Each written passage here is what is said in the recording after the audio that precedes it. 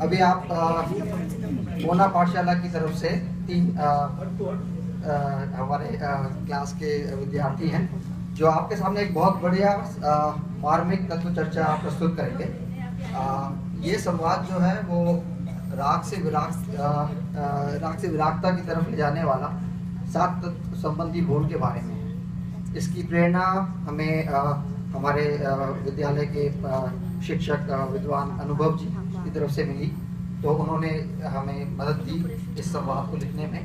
तो बीच में जो है वो रुजुल है, ये चक्रवर्ती सनत कुमार का रोल अदा करेंगे और बाकी 10 मानस और समीर, ये दोनों देव स्वर्गलोक के देव हैं।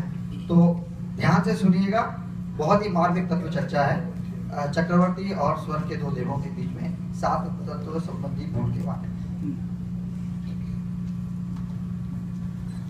जय जिनेंद्र, अभी सुबह की ही बात है जब देवलोक में इंद्रों के बीच सनत कुमार चक्रवर्ती के शरीर की आश्चर्यकारी सुंदरता पर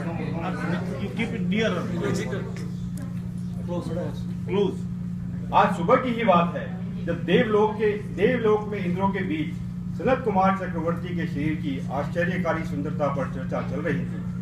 तभी इंद्र सभा के उपस्थित 2 देवों को विश्वास नहीं हुआ और वे विप्र का रूप धारण करके उनको स्वयं अपनी आंखों से देखने के लिए उनके राजमहल में आ पहुंचे। जब वे आए तब सनत कुमार जी अपनी व्यायामशाला में कसरत कर रहे थे और स्नान की तैयारी में थे। अतः उनका पूरा शरीर पसीने और धूल से भरा हुआ था। ऐसी हालत में भी सनत कुमार जी को जब उन 2 देवों ने देखा तो उनकी आंखें देखती ही रह गई।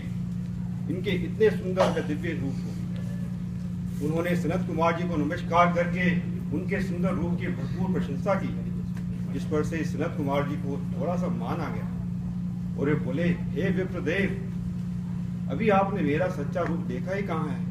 जब मैं सिंहासन पर श्रृंगार करके बैठता हूँ तो तब देखिएगा और आपकी आंखें जो है आनंदित हुए बिना नहीं रहेंगी। उत्सुकतावश जब वो 2 विप्र दोपहर को दरबार में उनके सिंहासन पर उन्हें बैठा देखने के लिए पहुंचे, लेकिन तब कुछ रहस्यपूर्ण हुआ। सनत कुमार जी का रूप देखकर वे विप्र प्रसन्न होने की जगह उदास हो गए। तब सनत कुमार जी ने आश्चर्य से शंकित होकर पूछा, हे विप्र, कहिए, क्या मैं सुंदर नहीं दिख रहा? सनत कुमार जी को क्या पता था कि उनके शरीर में अभी कुछ रोग ने प्रवेश कर गया है, लेकिन देवताओं की तेज आंखों से वह कहीं काठी कैसे चिपकी? उनकी उंगली में वह गलित कोष्ठ थोड़ा दिखने लगा था। विप्र अपने असली देव रूप में आ जाते हैं। वातावरण अचानक गंभीर और शांत हो गया है। सनत कुमार जी और वे 2 देव अब एकांत में बैठे हैं। आइए इनके बीच में क्या रहस्य में चर्चा होती है, सुनते हैं। हे आर्य, ये क्या हुआ मुझे? सुबह तक तो सब ठीक था, आपने ही तो देखा था। मेरा देवों को भी ले जाने वाला इतना सुंदर रूप, कितना सुंदर था मैं, और अब अचानक से देखिए ये क्या हो गया मुझे। हे सम्राट, हम स्वयं विस्मय में हैं।